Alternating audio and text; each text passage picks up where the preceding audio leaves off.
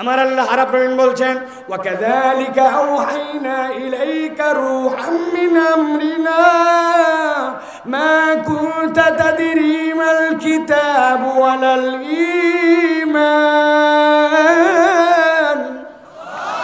আল্লাহ বলছেন ও আমার হাবিব, আপনাকে আমি জিবরাইল আমিনের মাধ্যমে ওহী দিলাম, আর আপনাকে আমি জানাই দিলাম মা কুনতা তাদরি মাল কিতাব ওয়ালাল ঈমান। আপনি প্রপার কিতাব কাকে বলে জানতেন না, ঈমান কাকে বলে জানতেন না। আমি আল্লাহ রাব্বুল আলামিন আপনাকে কিতাব দিলাম, ঈমান দিলাম। আল্লাহু আকবার। আল্লাহ বলছেন যে কিতাব দিলাম আপনি দেখতেছেন এইটা কিতাব, আপনি দেখতেছেন এইটা কোরআন, কিন্তু আমি আল্লাহ বলতেছি এইটা কেবল কিতাব নয়, এইটা কেবল কোরআন নয়। আল্লাহ বলছেন ওয়ালাকিন জাআলনাহু নূরা। আমি রব্বুল আলামিন এটাকে কেবল কিতাব দেই নাই, তুমি দেখতে পাও না, বরং এইটাকে তোমাদের জন্য আলো বানায়া দিছি। সুবহানাল্লাহ। সব আলো চোখে দেখা যায় না, টিউবলাইটের আলো জ্বলতেছে, আলো আপনি দেখতে পান। এমন কতকগুলো আলো আছে কাজ করে এর থেকে বড় ভয়াবহ, কিন্তু আপনি দেখতে পান না। এরকম আলো চেনেন আপনারা? শুনেন, এখানে এরকম কোনো কেউ আছেন নাকি জীবনে একবার এক্স-রে করছেন, একবার সিটি স্ক্যান, একবার এমআরআই, হাত পা বুক ভেঙে গেছে, ফাইটে গেছে, কিন্তু জীবনে একবার এক্স-রে করা লাগছে? হাত তোলেন, হাত নামান। আপনি এক্স-রে রুমের মধ্যে আপনাকে ঢুকাই বলছে জোরে করে শ্বাস টেনে বন্ধ করেন, আপনি করে বন্ধ করছেন। বলে এরপরে যখন বলা হবে তখন দম ছাড়বেন। 1 সেকেন্ড 2 সেকেন্ড পরে বলছে ঠিক আছে, সে নিঃশ্বাস ছেড়ে দেন। আপনাকে সিটি স্ক্যান মেশিনের মধ্যে ঢুকাই দিয়েছে, পুরাটা ঢুকাইয়া বাইর করে বলছে যান, পরে রিপোর্ট দেওয়া হবে। হাত দেখা গেছে ভাঙ্গা, স্পাইনালের হাড্ডি দেখা গেছে এটার সাথে ওইটা লেগে আছে, আপনার দেখা গেছে পায়ের হাড্ডি ফ্র্যাকচার হয়ে গেছে। একটা পরীক্ষার মাধ্যমে আপনার রিপোর্ট চলে আসছে, কালো একটা পেপারের মধ্যে আপনার হাড্ডি দেখা যায়। আপনার যে পরীক্ষা করা হলো ওই সময় যে অতি বেগুনি রশ্মি পার হয়েছে, আপনি কি আলোটা দেখতে পাইছে? না, দেখতে পান নাই। আল্লাহ বলছেন ওয়ালাকিন জাআলনাহু নূরা নাহদি বিহি মান নাশাউ ইলা সিরাতিন মুস্তাকিম।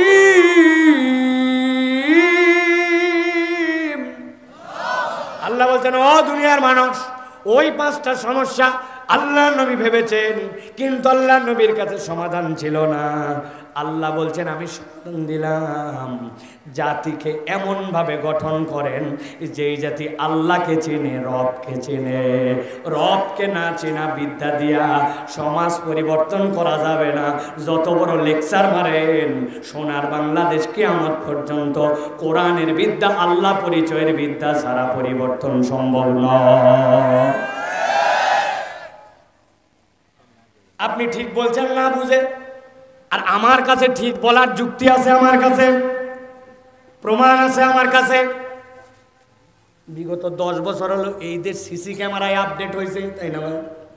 বিভিন্ন অফিসে সিসি ক্যামেরা নিয়ন্ত্রিত, সব জায়গায় ডায়লগ লাগানো সিসি ক্যামেরায়। আমার দৃষ্টিভঙ্গিতে ডিজিটাল চোর বানাইছে। চোর আগে ছিল সস্তা, এখন চোর হয়ে গেছে আধুনিক। কথা বলেন। আমার পাসপোর্টের মেয়াদ ফুরাইছে, 6 মাসের নিচে চলে গেলে পাসপোর্টে বিদেশি কোনো ভিসা দেয় না। আমি অফিসে যাচ্ছি, একজন বলল প্রস্তুতি নিয়ে যায়েন, তাছাড়া কিন্তু কাজ হয় না। আমি মনে করলাম ওখানে যাই বোধহয় সিগনেচার করা লাগবে, যেন কলম নিতে বলছে, পকেটে 2টা কলম। জি না, আপনিও যা বুঝছেন আমিও তাই বুঝছি। মাল নিয়ে যেতে বলছে, আমিও পকেটে মাল নিয়ে গেছি। যাওয়ার পরে দোতলায় অফিস, কাগজপত্র আপডেট করতে হবে, খালি ঘুরাতে অনেকক্ষণ, টাকাও খায় না, কাজও করে না, কি ফাঁপড়, বিপদের বাজার। অনেকক্ষণ পরে বলছে চলেন নিচে যাই। দোতলার থেকে যখন নিচে নামাচ্ছে, 1তলার সিঁড়ি, এরপরে একটা ল্যান্ডিং, তারপর আবার একটা সিঁড়ি। 1 ধাপের সিঁড়ি আসার পরে যেই জায়গায় ল্যান্ডিং, ওই জায়গায় আসার পরে বলতেছে কিছু টাকা বাইর করেন। আমি বললাম এই ব্যাক কল, কখন থেকে টাকা দেওয়ার জন্য ঘুরতেছে, তুই বেটা সারাদিন ঘুরাইয়া এই জায়গায় টাকা নিবি কেন?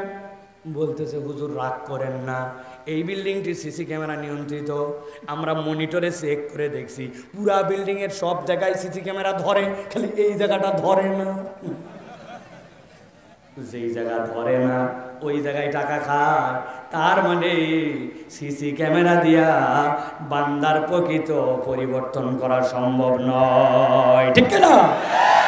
আমার কথা নয়, রব্বুল আলামিনের কথা। আল্লাহ কুরআনুল কারীমের সূরা আম্বিয়া 18 নম্বর আয়াতের মধ্যে আল্লাহ বলছেন, বাল নাকুযিফু বিল হাক্কি আলাল বাতিল ফায়াদমাগুহু ফাইদা হুয়া যাহিক ওয়া লাকুমুল ওয়াইলু মিম্মা তাসিফুন। আল্লাহ বলছেন, ও দুনিয়ার মানুষ ঠান্ডা মাথায়, আল্লাহ বলতেছেন বাল নাকুযিফু বিল হক, এই হক মানে কোরআন, এই হক মানে ঈমান, এই হক মানে ইসলাম। আল্লাহ বলছেন এই কোরআন এই ঈমান বাতিলের উপর আঘাত করবে, এমন ভাবে আঘাত করবে।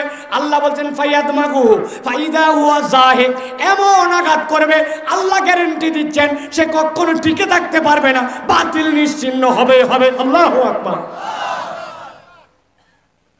আরবিতে দামগুন শব্দের অর্থ এমন মায়ের যেটা ব্রেনে লাগে, ব্রেনে না মার হলে ওই মার প্রকৃত মার হয় না।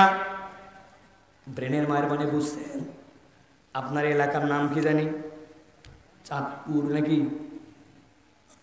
দুই ছেলে এই জায়গায় মারামারি লাগাইছে, লাগায়া স্ট্যাম্প হাতে ছিল একজনার, দিছে বাম হাতে একবারই, বাম হাত গেছে ভাঙ্গা, নিয়ে গেছে চাপাই মেডিকেল, যাওয়ার পরে এক্সরে করার পরে ব্যান্ডেজ করে দিছে, দিয়ে বলছে আর আগামীকালকে আরেকটা ফিক্সড হলো কিনা দেখে তারপরে বিদায়, আজকে হাসপাতালে ভর্তি করে রাখো। ওই ছেলে সন্ধ্যার পরে এমন ব্যথা, কোঁকানি উঠে গেছে, ডাক্তারের পরামর্শ নিয়ে একটা ব্যথা নাশক ইঞ্জেকশন দিছে, চাপাই মেডিকেলে শুয়ে আছে আপনার বাম হাত ভাঙ্গা রুগী, গলা ঝুলানো। সন্ধ্যার পরে যখন ব্যথা কমছে শুয়ে শুয়ে ভাবতেছে আল্লাহ খালি একবার আমার হাত ঠিক করুক, আর একবার খালি গ্রামে ফেরত আসি, যেই বেটা আমার এক হাত ভাঙছে আল্লাহ বাঁচিয়ে রাখলে তার দুই হাত না ভাঙছি তো আমি মামুর বেটাই না, আছে কিনা? আরেকজন গন্ডগোল লাগিয়েছে, লাগানোর পরে ঠ্যাং ভেঙে দিছে আরেকজন। আর চাপাই মেডিকেল বলছে কেন হবে না, ডাইরেক্ট পঙ্গুতে নিয়ে চলে যাও। ঢাকা পঙ্গুতে নিয়ে গেছে, যাওয়ার পরে অপারেশন করার পরে 5 ইঞ্চি 5 ইঞ্চি দুইটা ইট পায়ের মধ্যে বাইন্ধে পঙ্গু হাসপাতালে টানা দিয়ে রাখা লাগে, দেখছেন আপনারা? পা ঝুলানো, সন্ধ্যার পরে পাগলের মতো চিৎকার, ডাক্তার ইঞ্জেকশন দিয়ে ব্যথা কমাইছে। পঙ্গু হাসপাতালের বেডে শুয়ে শুয়ে যখন একটু ভালো ভালো ফিল করছে তখন শুয়ে শুয়ে বলতেছে আল্লাহ একবার খালি আমার গ্রামে ফেরত আনুক, যেই বেটা আমার বাম পা ভাঙছে ওর বাপের এক পা, ভাইয়ের এক পা, ওর এক পা, 3 পা যদি আমি না ভাঙছি তো আমি মামুর বেঠাই না, আছে কিনা? কিন্তু ভালো করে বোঝেন, মারামারি দুইজন লাগাইছিল, লাগানোর পরে এক হাত ভাঙছে, পাও ভাঙছে, কিন্তু বাড়ি একটা হঠাৎ করে ব্রেনের মধ্যে লেগে গেছে, মাথার মধ্যে। এইখানে লাগার পরে সেই ব্যক্তি কোমায় চলে গেছে, অজ্ঞান হয়ে গেছে। এরপরে হাতও ভাঙছে, পাও ভাঙছে, হাসপাতালে হাতও প্লাস্টার, পাও প্লাস্টার, কিন্তু জ্ঞান নাই।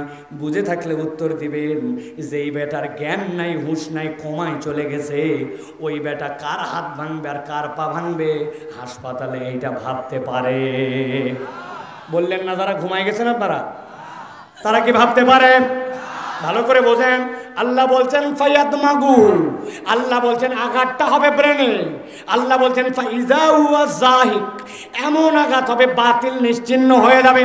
কোরআন আপনাকে লাঠি দিয়ে বাটাম দিয়ে মারতে বলে নাই, আল্লাহ মূলত বুঝাতে চান ইকরা বিসমি রাব্বিকাল্লাযী খলাক, তোমার প্রভুর বিদ্যায় তোমার ভিতরে এমন ভাবে আলোকিত হবে। আল্লাহ বলছেন তোমার চেতনায় পরিবর্তন হবে, আদর্শে পরিবর্তন হবে, নৈতিকতায় পরিবর্তন হবে, তুমি এমন চরিত্রবান মানুষ হবে। ওই চারিত্রিক পরিবর্তন হলে বাহিরের সব ল্যাকিং থাকতে পারে, জাতি পরিবর্তিত হবে, ইসলাম পরিবর্তন এনে চরিত্রে। আর দুনিয়ার মানুষ বাহিরে পরিবর্তন আনে, উপরে উপরে মলম লাগায়, ঠিক কিনা? একজন গাছের থেকে পড়ছে, আম গাছের থেকে পরে পা গেছে ভাঙ্গে, ডাক্তারের কাছে গেছে, ডাক্তার বলছে ওষুধ যা দিলাম দিলাম, কিন্তু উপরের জন্য একটা সাময়িক মলম দিলাম, যেখানে ব্যথা পাইছেন ওই জায়গায় মলম লাগাবেন। 3 দিন পরে ডাক্তারের কাছে ভ্যান ভাড়া করে গেছে, যাওয়ার পরে বলছে ডাক্তার কি মলম দিলেন, কাজ তো হয় নাই, দেখেন আমার পা ফুলে ঢোল। বলছে মলম লাগাইছেন? বলছে বহুত কষ্ট করে লাগাইছি। বহুত কষ্ট মানে? বলতেছে আমার এই পা নিয়ে হাঁটতে পারি না, আপনি বলছেন যেখানে পড়ে গেছেন ওখানে মলম লাগাতে, ভ্যান ভাড়া করে আম গাছে শিকড়ে আমি মলম লাগাতে গেছি 3 দিন। হাসলেন আপনি, তো বাস্তবতাটা ওইটাই। কোরআন আপনার ঘরে আছে, আল্লাহর এই বিধান সবাই জানি, কিন্তু আমার জীবনে এইটা গ্রহণ করি নাই। বাহিরে বাহিরে মলম লাগাই, মাহফিলে মাহফিলে স্লোগান দেই, কিন্তু কোরআন দিয়ে নিজেদের জীবনই নিজেরা রাঙাই না। ঠিক না? জাগির রেখে হাফেজ বানাই দিছে ছাত্র। যেই মহিলা রান্না করছে আল্লাহ তার বরকত দেখ, যেই ছেলে খাওয়াইছে ওই বাড়িতে আল্লাহ বরকত দেখ, কিন্তু ওর বাড়িতে হাফেজ হয়ে গেছে, কিন্তু ওই বাড়িতে ওই পুরুষ ওই নারী কোরআনই হয়তো পড়তে জানে না। এরকম পরিবার চাপাই নাই আছে বড় ভাই? আহা, আমার আল্লাহ বলছেন ওয়ালাকুমুল ওয়াইলু মিম্মা তাসিফুন। কোরআনের ব্যাপারে আল্লাহর ব্যাপারে কিছু বলার আগে দুইবার ভেবে কথা বলো। উল্টা পাল্টা কথা বললে আল্লাহর কাছে ধরা খাওয়া লাগবে। অনেক লোক, অনেক পণ্ডিত এখন আমাদের সমাজে বাড়াইছে, ওনারা নামাজের ইসলাম নিতে রাজি, রোজার ইসলাম নিতে রাজি, হজের ইসলাম নিতে রাজি, কিন্তু তাকে যদি বলা হয় আল্লাহর জমিনে আল্লাহর বিধান অনুযায়ী, আল্লাহর দেওয়া বিধান অনুযায়ী এই সংসদ চলুক, এই দেশ চলুক, তখন তারা বলে এই লোকগুলা রাজনীতির কথা বলে। আছে কি না? সব মানতে রাজি, এটা মানতে রাজি। আল্লাহ বলছে ওয়ালাকুমুল ওয়াইল মিম্মা তাসিফুন। মুখ সামলায় কথা বলো, উল্টা পাল্টা কথা বলবা বানাই আল্লাহ ঠিক করে দিবে। আল্লাহ বলছে ওয়ালাকুমুল ওয়াইল, তোমার জন্য ওয়াইল আছে। অতএব হিসাব করে সমাজ পরিবর্তন করতে হবে। এখন একটু হিসাব মেলাবো। ওই যুগে নারীর সম্মান ছিল না, এই যুগটা ওই যুগের সাথে মেলে কিনা একটু দেখবেন তো। এই যে আপনার আসার সময় রাস্তার ওই মোড়টার নাম কি আপনাদের আগের বাজার? না, বেলাল বাজার না, তার আগে আমি তো রহনপুর দিয়ে আসছি। হ্যাঁ, গমস্তপুর বাজারের উপরে এত বড় এক সাইনবোর্ড লাগানো আছে। সাইনবোর্ড দিক তাকাই দেখি এক মহিলার বগল কাটা, পেটের ভুঁড়ি বাইরে হয়ে আছে, হাত এরকম করে টান দিয়ে বলছে শীত থেকে বাঁচতে হলে, আপনার শরীরে ময়েশ্চারাইজার বাড়াতে হলে এই মলম ব্যবহার করুন, এই ক্রিম ব্যবহার করুন। দেখছেন এই বিজ্ঞাপন? ভাই দেখছেন? আমি আপনাদের কাছে জিজ্ঞাসা করতে চাই, শীতকালে মহিলারা বাড়ির বাহিরে বেশি থাকে না পুরুষ? আম বাগানে নারী বেশি কাজ করে না পুরুষ? ইরির খেতে নারী না পুরুষ? ভ্যান চালায় নারী না পুরুষ? জমিতে হাল চাষ করে নারী না পুরুষ? আম গাছে বিষ দেয় রোদের মধ্যে পুড়ে নারী না পুরুষ? ব্যাপার কি তাহলে? খালি নারীর মলম লাগাচ্ছে আর পুরুষের হাত পায়ে ফাটতেছে না। ব্যাপারটা কি?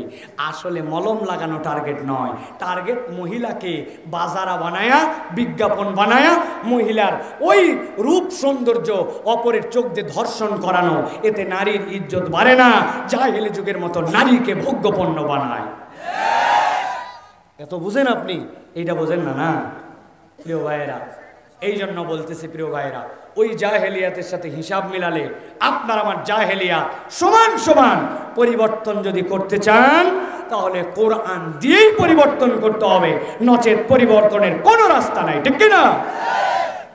আপনাদের সকলের এই সকল ওয়াজ ভাল লাগে না, কারণ আমাদের এই উত্তরবঙ্গে আমি ওয়াজই করি না, কম করি, কিন্তু এদিকে খালি গল্প শোনান লাগবে, কিচ্ছা শোনান লাগবে। এদিকের লোক যে কোন ওয়াজ পছন্দ করে এটাই শিখতে পারি নাই, তো যা শিখি নাই তা শোনাবো কেমনে? এই জন্য আমাদের ওয়াজ অধিকাংশ জায়গায় অচল। কিন্তু আমিও মিশন নিছি, আগামী 5 বছরের মধ্যে এই ওয়াজই সবচেয়ে সচল হবে। বক্তাকে বলে দেওয়া হবে আপনি যত জ্ঞান রাখেন, কিন্তু আমার এই জায়গায় এই সাবজেক্টে ওয়াজ করা লাগবে। বক্তা তাহলে পড়ে আসবে না? পড়ে আসবে তাহলে বক্তা। এই জন্য প্রিয় ভাইয়েরা, আমরা কোরআন হাদিস থেকে কিছু কথা শুনতে চাই। রাজি আছেন আপনারা? অনেকেই মনে করতেছেন ওয়াজ শুরু হয়ে গেছে, তাই না? জি না, এখনো ওয়াজই শুরু হয় না। এতক্ষণ হলো কি তাহলে? কেবল একটু আল দিলাম। আল দেওয়া বোঝেন? জমিতে আল না থাকলে পানি বাঁধবে? ওই যে আম গাছের নিচে থালা দেন, থালা ধরে না দিলে পানি থাকবে ওই জায়গায়? আরে কথা বলেন না ভাই, থাকবে? একজন আল দিছে, দিয়ে পানি সেচ দিছে, পাশের জমিওয়ালা খুব টাউট, ওই বুদ্ধি করে আলের নিচে কোদাল মারি আমার জায়গা মতো রেখে দিছে, দিয়ে ও তো মনে করছে যে আধা ঘন্টায় তো জমি ভরে যাওয়ার কথা। আধা বিঘা জমি ভরতে কতক্ষণ লাগে? 1 ঘন্টা পরে যাই দেখে মেশিন ডাক উঠে গেছে, তারপরেও জমিতে পানি বাঁধে নাই। কিরে? যাই দেখে ওর গোড়াতে আল কাটা, যাই ধরছে, তুই আল কাটলি কেন? বলছে বললেই হবে নাকি, ধসে গেছে। করতে আমি আল কাটছি। এখন আপনার যদি আল না থাকে তাহলে জমিতে পানি বাঁধে ভাই? আমাদের অধিকাংশ জীবনের ওয়াজে আমাদের আল নাই। আসলাম, শুনলাম, চলে গেলাম। যাওয়ার পরে বলবে আব্দুল্লাহ মাহমুদ ভাই খালি ডাক্তারই না, একটা বক্তাও আনছিল, ফাটাফাটি। একজন জিজ্ঞাসা করছে বক্তা কি ফাটালো? বলছে তা বলতে পারবো না, কিন্তু ফাটাইছে। আছে না ভাই? এই যে ফাটাফাটি ওয়াজ শুনলাম সারা জীবন, এটা আমাদের এখন বিরাট বড় সমস্যার কারণ। আপনারাই সমালোচনা করেন, এত ওয়াজ কাজ হয় না কেন? এত ওয়াজ মানুষ পরিবর্তন হয় না কেন? ঘরে ঘরে মাহফিল, এগুলো ডায়লগ আপনারা দেন না? আজকে তো মুখস্থ করে নিন। আল ছাড়া ওয়াজ শোনার কারণে আমাদের এই অবস্থা। কি শুনলাম ওইটা আমার জীবনে ইমপ্লিমেন্টেশন করব কিনা কোনো সিদ্ধান্ত নাই। সে এইভাবে বসে গেল, বক্তার দিক তাকায় থেকে শুনলো, মাঝে মাঝে সুবহানাল্লাহ আল্লাহ বাড়ি চলে গেল। আছে কিনা? আর মহিলারা